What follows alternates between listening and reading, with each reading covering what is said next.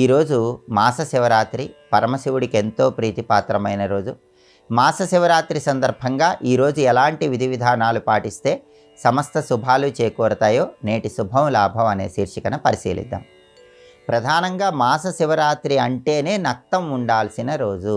అంటే పగలు ఉపవాసం ఉంటాం, సాయంకాలం శివాభిషేకం శివపూజ చేసుకొని శివుడికి అన్నం నైవేద్యం సమర్పించి ఆకాశంలో నక్షత్ర దర్శనం చేసుకొని ఆ తర్వాత ఆహారాన్ని స్వీకరించటం, దీన్ని నక్తవ్రతం అంటారు.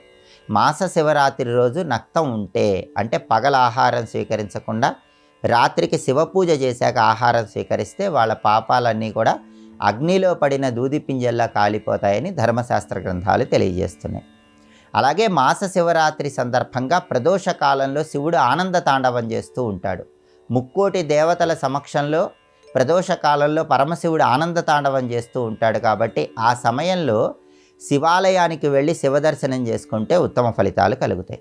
ప్రదోష కాలంలో శివాలయ దర్శనం, శివాలయంలో వెలిగించే దీపం, శివాలయంలో చేసే ప్రదక్షిణలు విశేషమైన శుభ ఫలితాలను కలిగింపజేస్తాయి.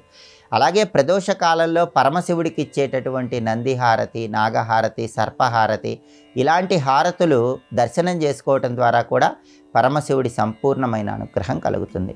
అలాగే ప్రదోష కాలంలో అభిషేకం చేసుకునేటప్పుడు ఐశ్వర్యం కలగాలన్నా, ఆర్థిక ఇబ్బందుల నుంచి బయటపడాలన్నా, రుణబాధలన్నీ తొలగింపజేసుకోవాలన్నా శ్రీ శివాయ మహాదేవాయ ఐశ్వర్యేశ్వరాయ నమః అనే మంత్రాన్ని, శ్రీం శివాయ నమః అనే మంత్రాన్ని, ఈ రెండు మంత్రాలు చదువుకుంటూ శివుడికి అభిషేకం చేసుకోవాలి.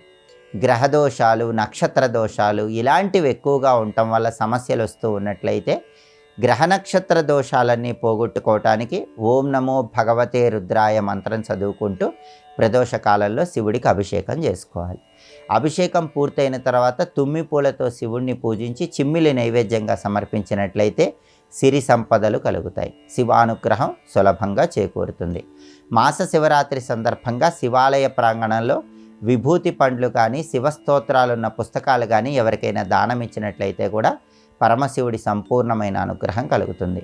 అలాగే కుటుంబ కలహాలు ఎక్కువగా ఉన్నవాళ్ళు, కుటుంబంలో అన్యోన్యత తక్కువగా ఉన్నవాళ్ళు మాస శివరాత్రి సందర్భంగా శివాలయ ప్రాంగణంలో ప్రదోష కాలంలో కొబ్బరి నూనెతో దీపారాధన చేయటం ద్వారా కుటుంబ కలహాల తీవ్రతను తగ్గింపజేసుకోవచ్చు, కుటుంబంలో అన్యోన్యత పెంపొందింపజేసుకోవచ్చు.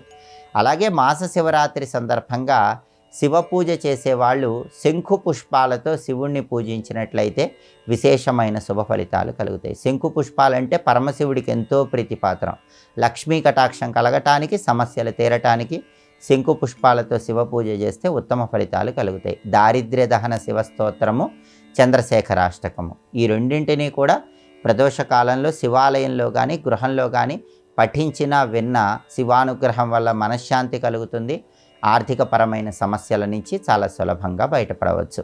అలాగే మాస శివరాత్రి సందర్భంగా శివ పూజ చేసేటప్పుడు మారేడు దళం మీద దీపారాధన కుంది ఉంచి దీపాన్ని వెలిగించి ఆ తర్వాత మారేడు దళాలకు గంధం రాసి ఆ గంధం రాసిన మారేడు దళాలతో శివ పూజ చేస్తే అనేక రకాలుగా ధనప్రాప్తిని అందిపుచ్చుకోవచ్చు, ఆదాయ మార్గాలు పెంపొందింపజేసుకోవచ్చు. మాస శివరాత్రి సందర్భంగా ఈ విధి విధానాలు పాటించి శివానుగ్రహానికి ప్రతి ఒక్కరూ సులభంగా పాత్రులు కండి.